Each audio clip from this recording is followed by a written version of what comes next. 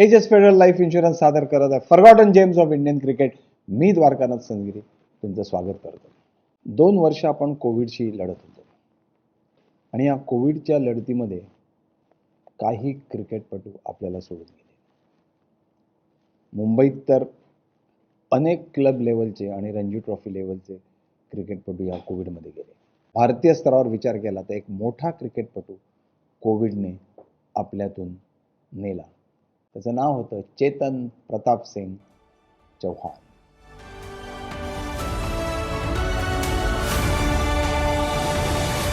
चेतन चौहानला आपलं अख्खं नाव सांगायला नेहमी आवडायचं. किंबहुना तो पत्रकारांना नेहमी असं म्हणायचा की तुम्ही नुसतं चेतन चौहान कशाला लिहिता, माझ्या वडिलांचं नाव आहे प्रताप सिंग, ते लिहा. आणि तसं ते त्याला लिहायला आवडायचं, कारण त्यातून तो राजपूत आहे हे ध्वनित व्हायचं. आपण राजपूत असल्याचा त्याला प्रचंड अभिमान होता. जितका राणा प्रतापला अभिमान होता आपण राजपूत असल्याचा, तितकाच अभिमान चेतनला आपण राजपूत असल्याचा होता.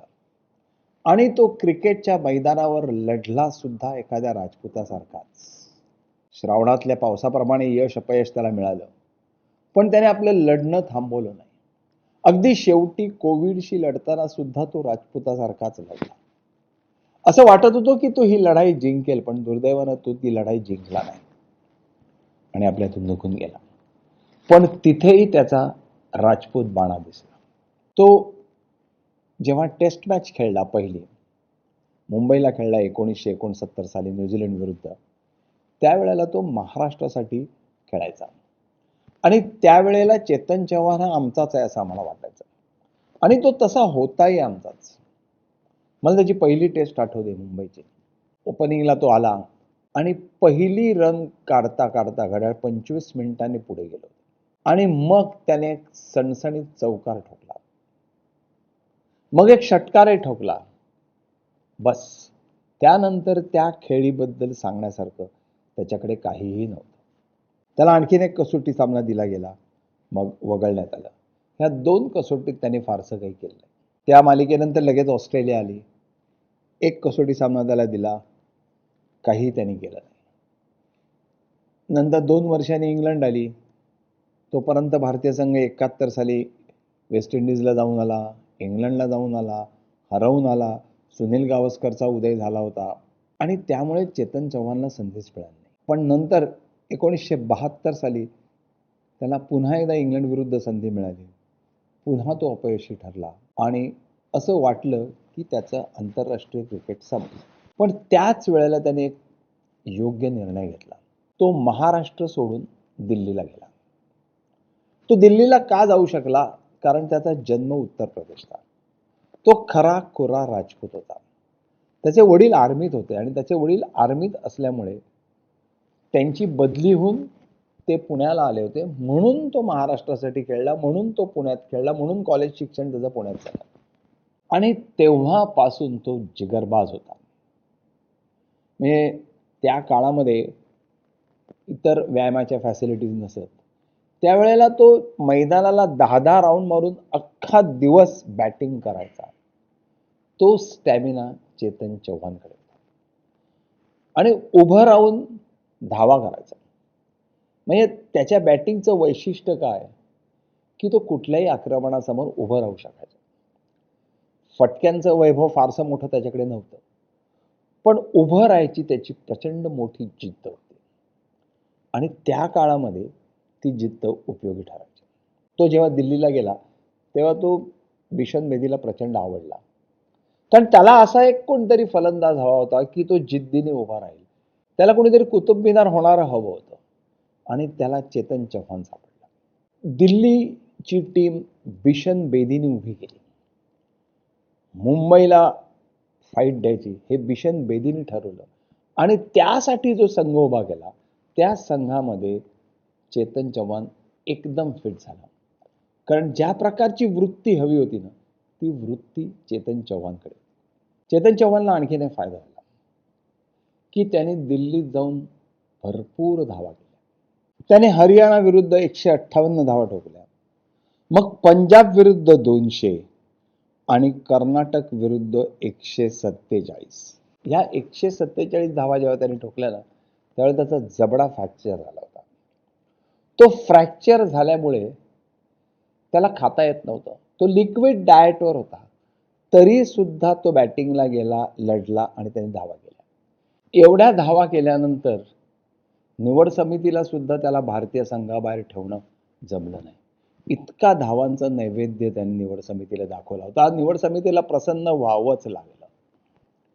ऑस्ट्रेलियात गेल्यानंतर त्याने व्हिक्टोरिया विरुद्ध 157 धावा केल्या आणि त्या किती चिवटपणे केल्या असतील तर त्यांनी 517 मिनिटं घेतली आणि आपण खेळपट्टीवर उभं राहू शकतो हे दाखवलं आणि ते दाखवताना आपण अजिबात जोखीम न घेता खेळू शकतो हे सुद्धा दाखवलं. कारण त्या अख्ख्या 157 धावांच्या त्याच्या खेळीमध्ये फक्त 2 चौकार होते. 157 मध्ये 2 चौकार म्हणजे त्याने 149 धावा ह्या धावून काढल्या आणि त्या जिद्दीने उभा राहिला. त्यानंतर तो पर्थला सुद्धा त्याच जिद्दीने खेळला. त्यांनी 81 धावा केल्या. पर्थची विकेट त्यावेळेला fastest wicket in the world असं म्हटलं जायचं आणि त्या विकेटवर त्यांनी त्या धावा केलेल्या. तिथून पुढे 1981-82 पर्यंत त्याला कधीही वगळला गेला नाही. यार, why does everyone keep talking about the future? इतना डरते क्यों है लोग फ्यूचर से? टीचर ने बोला मैथ्स नहीं पढ़ोगे तो फ्यूचर कैसे बनाओगे? फ्रेंड्स कहते हैं हाइट शॉट मतलब नो फ्यूचर. फ्यूचर हाइट देख के आता है क्या? Anyway, I decided I right with my left but I will be a right handed batsman. सबने बोला लेफ्टी रहे, फ्यूचर मत बिगाड़. पण मला हाच स्टान्स आवडतो. ग्रिप तो सही रहा, स्ट्रेट ड्राइव भी सही लगा and I will get better at it. I will practice and practice and practice. I am not afraid of the future.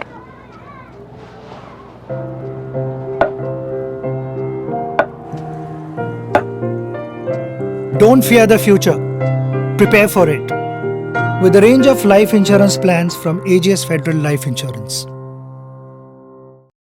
यश ही जर यार्डस्टिक ठरवली तर चेतन चव्हाण हा सुनील गावस्करचा सगळ्यात यशस्वी पार्टनर होता आणि तो आणि सुनील ज्या काळात खेळले त्या काळात सर्वाधिक धावा झाल्या आणि त्या कशा प्रकारच्या होत्या त्या सुद्धा मी तुम्हाला सांगतो. पाकिस्तानात लाहोरला त्यांनी 192 धावा केल्या म्हणजे दोघांनी. नंतर भारतात वेस्ट इंडिज विरुद्ध मुंबईला त्यांनी 117 धावा केल्या आणि मग 153 धावांची भागीदारी केली. 1979 साली इंग्लंड विरुद्ध ओव्हलला त्याने 213 धावांची जी भागीदारी केली ती सगळ्यात अविस्मरणीय अशी भागीदारी होती. 59 डावांमध्ये दोघांनी मिळून 3022 धावा केलेल्या आहेत. ती ओव्हलवरची भागीदारी सगळ्यात मौलिक किंवा महत्त्वाची होती कारण भारतीय संघ त्यावेळेला 438 धावांचा पाठलाग करत होता आणि भारतीय संघ जवळजवळ त्या धावसंख्येपर्यंत पोहोचला होता. खरं तर ती टेस्ट मॅच आपण जिंकायलाच पाहिजे होती.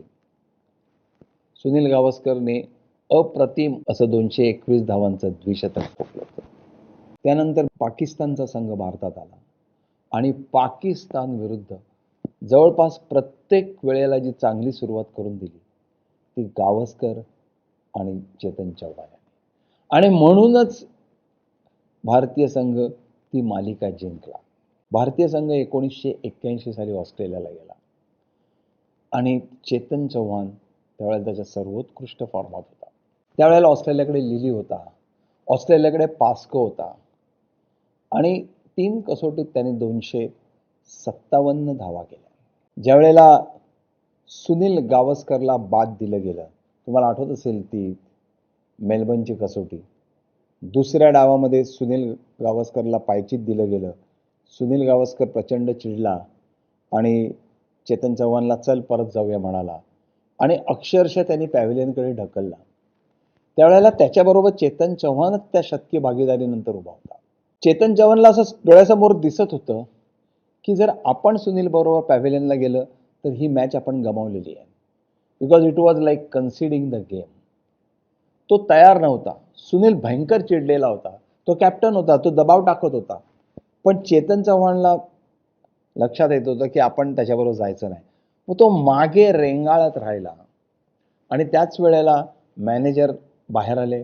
त्यांनी सुनील गावस्करला आत घेतला, दिलीप वेंगसरकरला बाहेर पाठवला. ती कसोटी जी होती, ती कसोटी जर चेतन चव्हाण पॅव्हिलियनमध्ये गेला असता तर आपण गमावली असती. ती कसोटी आपण जिंकली. शेवटच्या दिवशी कपिल देव, घावरी आणि दिलीप दोशी यांनी आपल्याला ती मॅच जिंकून दिली. सुनील गावस्कर आपण ती मॅच जिंकली याचं क्रेडिट नेहमी चेतन चव्हाणला देतो. आणि तो म्हणतो की मी रागवलो होतो, पण चेतन आत आला नाही, त्यामुळे आपण ती मॅच कन्सिड केली नाही. त्यानंतर न्यूझीलंडचा दौरा होता, पुन्हा त्यांनी रन्स टाकल्या आणि त्यानंतर जादू झाली, काही कळलंच नाही. त्यानंतर चेतन चव्हाण पुन्हा कधी खेळलाच नाही. चेतन चव्हाणला का वगळलं हे कधीही कुणाला कळलं नाही. बरं, त्याची जिद्द कमी झाली होती का? अजिबात नाही. चेतन चव्हाण हा अत्यंत जिद्दी फलंदाज होता. त्याच्याकडे मोठे फटके नव्हते. त्याचं फलंदाजीचं झाड असं फटक्याने बहरलेलं होतं असं नाही. तो स्क्वेअर कट मारायचा, तो पुल करायचा. फार मोठे फटके, फार सुंदर ड्राईव्ह, अतिशय देखणी अशी फलंदाजी त्याच्याकडे नव्हती. पण तिथे उभं राहिलं तर धावा होतात, हे जे तत्वज्ञान पूर्वीपासून क्रिकेटमध्ये मांडलं जायचं, त्या तत्वज्ञानाशी तो एकनिष्ठ होता. विकेटवर गेलं की बेड अँड ब्रेकफास्टसाठी तिथे राहायचं हे त्यांनी ठरवलेलं असायचं. आणि त्याचा फायदा भारतीय संघाला जेव्हा जेव्हा तो खेळला ना त्यावेळेला झाला. बरं, तो काही लल्लूपल्लू गोलंदाजांच्या विरुद्ध खेळला नाही किंवा त्यांनी यश मिळवलं नाही. त्याने जसं ऑस्ट्रेलियात लिली पास्को समोर यश मिळवलं, इंग्लंडमध्ये त्यांनी विलिस आणि बॉथमच्या समोर यश मिळवलं, न्यूझीलंडमध्ये त्यांनी हेडलीच्या विरुद्ध यश मिळवलं, पाकिस्तानात आणि पाकिस्तान विरुद्ध त्यांनी इम्रान खान, सरफराज नवाज यांच्या समोर यश मिळवलं. म्हणजे त्या काळातल्या जगातल्या सर्वोत्कृष्ट गोलंदाजांच्या विरुद्ध, म्हणजे वेगवान गोलंदाजांविरुद्ध तो खेळला, उभा राहिला, त्यांनी धावा केल्या. पण त्याला अचानक वगळण्यात आलं. त्याची जागा ही नंतर श्रीकांतने घेतली आणि नंतर तो पुन्हा आघाडीला गेलाच नाही. हे कोडच आहे, ह्या कोड्याला उत्तर नाही. आणि ह्या कोड्याचं उत्तर नंतर कधी कोणी दिलंच नाही. की जो सुनील गावस्करचा सर्वोत्कृष्ट पार्टनर होता, ज्याने 3000 धावा सुनील गावस्कर बरोबर केल्या, त्याला असं एकदम अचानक का फेकून दिलं गेलं, ह्याचं उत्तर माझ्याकडे नाही आणि कोणाकडे असेल तर ते निदान मला तरी ठाऊक नाही. पण चेतन चव्हाणवर अन्याय झाला हे निश्चित. खऱ्या अर्थाने तो राजपूत होताच आणि खऱ्या अर्थाने तो मराठी पाण्याचा सुद्धा होता. म्हणजे खरंच तर त्याचं मराठी पण हे उसणं म्हणायला पाहिजे. पण त्याला मराठीचा अभिमान होता, त्याला मराठीत बोलायला आवडायचं. माझा विजय लोकापल्ली म्हणून मित्र आहे, दिल्लीला राहणारा, तोही मराठी बोलतो.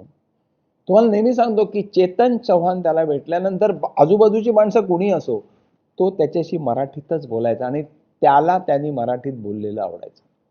चेतन चव्हाणच्या आयुष्यात तो आणखीन एक गोष्ट करू शकला नाही. त्याला दुर्दैवाने कधी शतकच मिळालं नाही. तो कसोटी शतक ठोकू शकला नाही. त्याने कसोटीत तब्बल 2054 धावा केल्या, पण त्याला शतक नाही मिळालं. तो एकमेव फलंदाज आहे की ज्याने 2000च्या वरती धावा केल्यात आणि तरी त्याच्याकडे शतक नाही. एक तर त्याने रणजीमध्ये अनेक शतकं ठोकलेली होती आणि कसोटीत खेळताना साक्षात सुनील गावस्कर समोर होता. मी सुनील गावस्करने 30-40 धावा केल्या की आम्ही फटाके आणायला पळायचो, कारण सुनीलचं शतक होणार हे आम्ही गृहीत धरलेलं असायचं आणि बऱ्याच वेळेला तर तसं व्हायचं.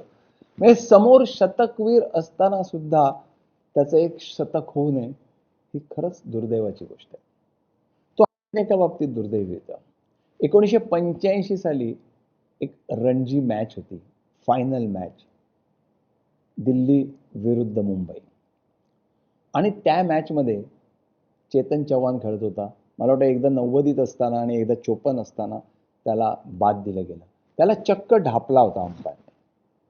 आणि ही गोष्ट अंपायरनी नंतर कबूल केली एका पार्टीमध्ये त्याची माफी मागून. तो म्हणाला की आता त्याचा काही उपयोग नाही. आमचं दुर्दैव, कारण दिल्ली त्यावेळेला ती मॅच फक्त 90 धावांनी हरली होती. कदाचित चेतन चव्हाण त्यांना ती मॅच जिंकून देऊ शकला असता आणि त्याबरोबर रणजी ट्रॉफी, पण ते त्याच्या नशिबात नव्हतं. तो क्रिकेटमधून बाहेर पडल्यानंतर त्याची करिअर चांगली झाली, एक कोच म्हणून, एक ॲडमिनिस्ट्रेटर म्हणून, आणि नंतर तर तो भारतीय जनता पक्षात गेला आणि खासदारसुद्धा झाला. पण एक शल्य त्याला नक्कीच असेल, एक शतक न मिळण्याचं आणि एक अचानक कसोटी क्रिकेटमधून त्याला बाहेर काढण्याचं. त्यासाठी त्याने कुठलंही पाप केलं नव्हतं. अतिशय मस्त आयुष्य जगत असताना कोविडने त्याच्यावर घाला घातला. तो कोविडमधून बाहेर आला, पण त्यानंतर इतर जे कॉम्प्लिकेशन्स झाले त्या कॉम्प्लिकेशन्समधून तो गेला.